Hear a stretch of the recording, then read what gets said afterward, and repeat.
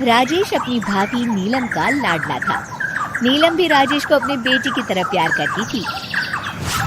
राजेश, लखनऊ वाले मामा जी ने तुम्हारे लिए एक बहुत अच्छा रिश्ता बताया है। लड़की बहुत अच्छी है, अब तुम शादी कर लो। अरे नहीं भाभी, शादी तो बर्बादी है। भला तुम्हारे हाथों के खाने में जो स्वाद है वो किसी और के हाथों में कहाँ। मुझे अभी शादी नहीं करनी भाभी। राजेश की ना नुकुर करने के बावजूद घर वाले उसकी शादी करवा देते हैं, लेकिन फिर भी राजेश अपनी भाभी का पल्लू नहीं छोड़ता। वो अपनी पत्नी को बिल्कुल तवज्जो नहीं देता था।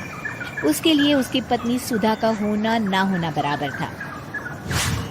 अरे राजेश, तुम अकेले बाहर जा रहे हो, सुधा को भी लेते जाओ। अरे क्या भाभी, हफ्ते में एक दिन तो छुट्टी मिलती है और आप वो भी खराब करना चाहती हैं। सुधा बाहर जाके क्या करेगी, वो घर में ही ठीक है। वैसे मुझे देर हो रही है भाभी, चलता हूँ मैं। राजेश की इस बेरुखी से सुधा हमेशा उदास रहती थी।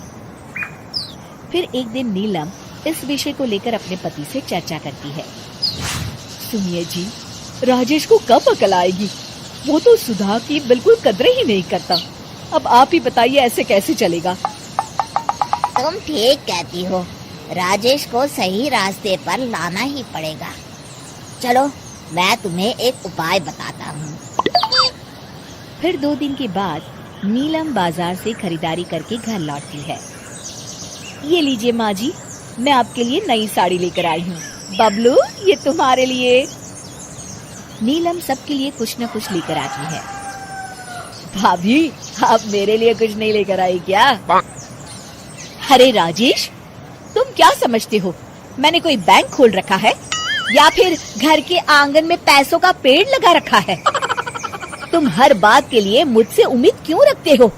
अब बड़े हो गए हो, अच्छा कमाते हो।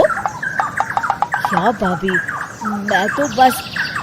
अरे बस भी करो, तुम्हारी ये बच्चे जैसी ना समझ बातें सुनने के लिए मेरे पास बिल्कुल वक्त नहीं है। नीलम राजेश को झिड़ककर वहां से चली जाती है। राजेश अचानक अपनी भाभी का ये रूप देख असमंजस में पड़ जाता है।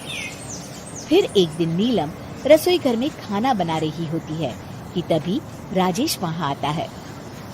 भाभी, आज मैंने अपने बॉस से वादा किया है कि उनके लिए आपके हाथों का बना गाजर का हलवा लेकर आऊंगा। आपके हाथ से बने गाजर के हलवे में तो जादू है, जादू।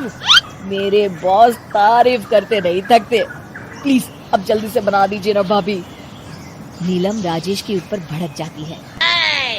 तुम्हारा दिमाग खराब है क्या? आखिर तुम मुझे समझते क्या हो? इस घर की नौकरानी? जब देखो तब फरमाइश करते रहते हो, भाभी ये बना दो, भाभी वो बना दो। अरे तुम्हारी पत्नी सुधा भी तो इस घर में रहती है, तुम उससे कुछ क्यों नहीं कहते? भाभी, आप इस तरह की बातें क्यों कर रही हैं?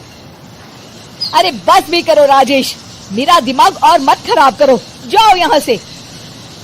अपनी भाभी का इस तरह बेरुखी भरा बर्ताव देख राजेश को बड़ा बुरा लगता है और वो उदास होकर अपने कमरे में बैठ जाता है। तभी उसकी पत्नी सुधा वहां आती है। क्या हुआ जी, आप इस तरह उदास क्यों बैठे हैं? राजेश अपनी पत्नी को सारी बात बताता है।